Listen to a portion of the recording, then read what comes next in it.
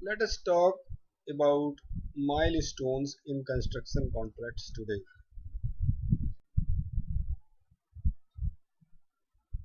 Basically, milestone is an obligation to be completed by the contractor in a construction project as per the time prescribed in the contract.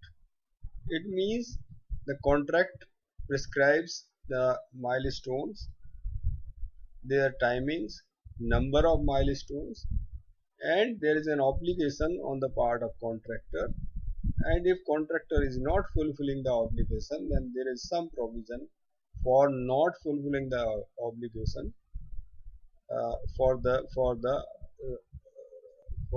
withheld amount that we will be discussing shortly.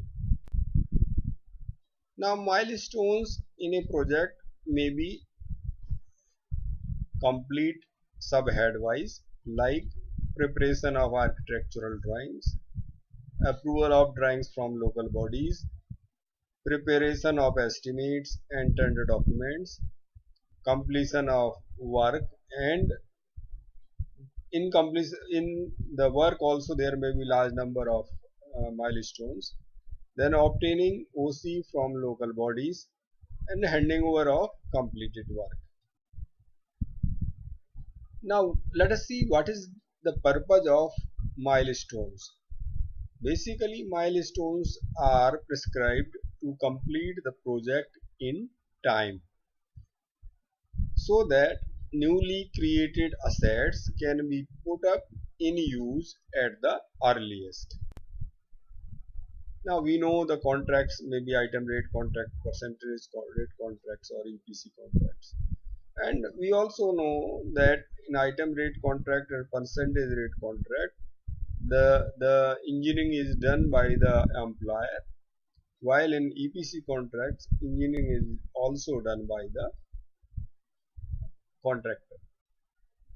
Now, milestone in construction contracts will depend on type of contract being operated, client's requirements, and also the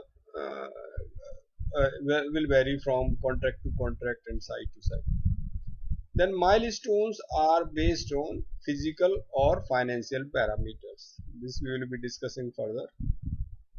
What is the purpose of financial milestone, that also we can discuss.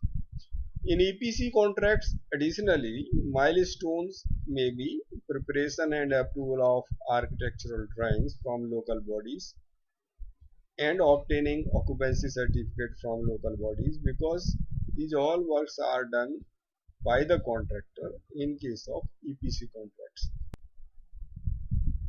Now let us talk first about financial milestones. Financial milestones mean financial progress is monitored at various periods so as to get the project completed in time. And what is the advantage of monitoring financial progress? Because it is assumed that physical progress is also related to financial progress. So if financial progress is achieved, it means physical progress will also be achieved. But let us remember one thing, that idea of providing milestones is to achieve desired physical progress and not the financial. That's why in most of the cases physical milestones are kept in the contract, not the financial milestones. Let us talk about physical milestones. Physical milestones are monitored at various periods, and then again the objective is to complete the work in a stipulated time as stipulated in the contract. But there is no standard or specifications which provide details of method of fixing milestones, and then it is difficult to monitor and control too many milestones. Hence, it is recommended not to have more than 4 to 5 milestones in a contract, otherwise, it becomes difficult to monitor them and control them. Let us talk different uh, cases. Say, first case is single building in a developed campus. Suppose a campus is already developed and we are constructing a single building, then it is presumed that development of plot already exists and services are also existing. Hence, building can be put up to use once completed and OC obtained. Physically completed and OC is obtained, then this building can be immediately put up to use. Therefore, OC can be part of milestones in case of EPC contract. So it depends on the EPC contract, and if EPC contract is not there and OC is in the scope of consultant or architect, then stage-wise milestones can be stipulated like plinth stage, completion of plinth stage, completion of RCC structure, completion of brickwork or block work or plaster work, and if HVAC or firefighting works are also included, then this can be another milestone. So such type of milestone can be stipulated in such building. Remember, in such case, the building can only be used once completed and OC obtained. Now let us discuss another example, that is single building with development. The development works are also included in this building scope, construction of work. So in case development and services are also part of contract, then OC can only be obtained when all the services are also completed. Hence, one of the milestones should be completion of services and development of works. So whatever milestones we have earlier discussed, then another milestone should be completion of development works and the services. So this should be another milestone. Then let us talk where multiple buildings are there and development is also included. This may be number of buildings of any stories or towers. Then we should find out if individual building or tower, as the case may be, can be accorded the OC. Suppose local bodies will provide OC for single tower also, then that should be found out first. And in case OC will be only be given when all the buildings or all the towers are completed, then there will be no use of completion of single tower. Therefore, we should find out first whether the single building, individual building or tower will be given OC, and then we should fix up the milestones accordingly in such buildings. If so that individual towers, individual buildings can be put up to use early. If OC of the individual building or tower is permitted, then development works and services will be required, because without development and services, the building cannot be put up to use. So this development works and services partly or completely should be the requirement of OC, and as per the requirement of OC, we should have the milestone in the contract. So that this building, single tower or single building or individual buildings can be put up to use as they are being completed. Then let us talk about the buildings without development or services. In case contract does not include the development or services and these are taken up separately or on completion of such buildings, then provision of milestone in such contract does not serve much purpose practically. Because if the development works and services are to be completed after completion of these buildings, and though that development works and services will be taken afterwards after the completion of the buildings which are in the contract, then milestone will not serve much purpose. So in such case, services are to be taken up in advance under such separate contract and milestones of the buildings to be tuned accordingly. It means the services should be ready as soon as the buildings are ready. So that is to be taken care.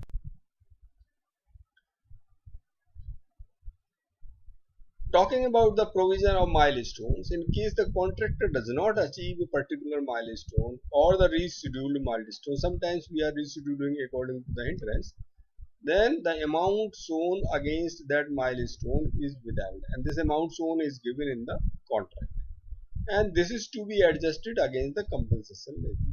So this amount is withheld. In fact, for each milestone, there is a provision that so much amount will be withheld. So this is as per CPWD contract that for each milestone, the amount shown in the contract is withheld. Then withholding of this amount on failure to achieve a milestone is automatic without any notice to the contract. So this will be done. So however, if the contractor catches up with the progress of work or on the subsequent milestone, suppose in second milestone the whatever is defined or described in the contract that is achieved, the withheld amount against first milestone will also be released, and in case the contractor fails to make up for the delay in subsequent milestone also, suppose first milestone has not been achieved and second has also not been achieved, then amount mentioned against each milestone missed will subsequently is also withheld. So withheld amount, if we see, then a contractor is required almost to submit 5% of contract amount as performance guarantee. That we know. That you see, let us see how much amount is withheld from the contract side. So we know that the contract is required to submit 5% of the contract amount as PG. Now further security deposit is also deducted from each bill, we know, and this may be varying from 2.5 to 5% of the contract amount. So from the each bill this amount is also deducted. This is not released to the contractor before completion of the work, and PG is also not released before completion of work. Now in case amount against milestones, which may vary up to say 5% of the contract amount, is also withheld, then it is about 12 to 15% of the contract amount which is with the employer and which has been uh, kept by the employer, and contractor has to deposit this amount. Now contractor is supposed to be working with 15% of the contract amount, which includes profits and overheads, and then overheads and establishment cost is supposed to be about 5% of the contract. Now going theoretically with this concept, then contractor will always pressurize to release with this withheld amount, particularly against the milestones, because he knows that PG he will not get back, security deposit he will not get back. So he feels that this amount which has been withheld for the milestones get released, and then he will come out that the interests are due to the employer. So that amount should be released to the contractor so that he can again invest in the same work for the progress of the work.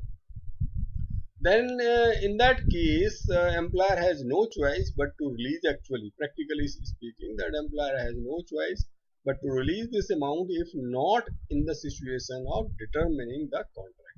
If contract, if the employer is thinking that contract will be determined, that is a separate issue. Otherwise uh, the the employer will be under pressure to release this amount, and he will come out with the number of hindrances in the work. Hence, withholding the amount has lost its relevance. Milestones actually were provided to monitor progress at different stages so as to complete the work in time. Now, there are many tools and softwares nowadays available which are monitoring the physical progress. Hence, for such purpose, this withholding the amount for milestones or providing even milestones has no major relevance. Though it still has relevance in case buildings or towers are to be completed, individual buildings and towers can be put up to use, and then these are to be completed at different stages to put them to use. Then this has really the relevance. And then let us see a relation of physical and financial progress. Initially, physical progress is slow, so also financial progress also, particularly during excavation and foundation work. During RCC work, we know that financial progress may suit up, however, corresponding physical progress does not. And then finishing works and services, they require more time, and physical progress is not visible to that extent when it is visible during uh, framework RCC framework. And it is difficult to find out relation between physical progress and time.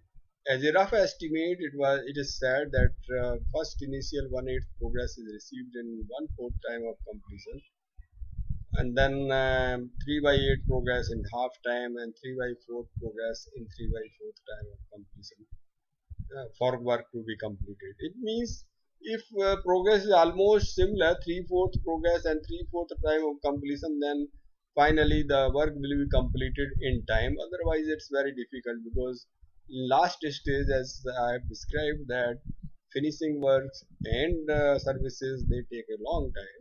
Therefore, if that 75% of progress is not achieved in 75% of the time, then it becomes difficult to complete the work in time. So, because we know that physical progress is not proportionate to the time. Uh, it appears that provision of milestones, I think, should not be made in all type of contracts. In maintenance and single building contracts, it may not be included, and it may not be required. In construction contracts, in case the contract includes construction of many buildings and such buildings can be put up to use if completed at various stages, then only the provisions should be included. That is my view. Well, thank you very much. I am KM Sony, ADG retired. Thanks a lot.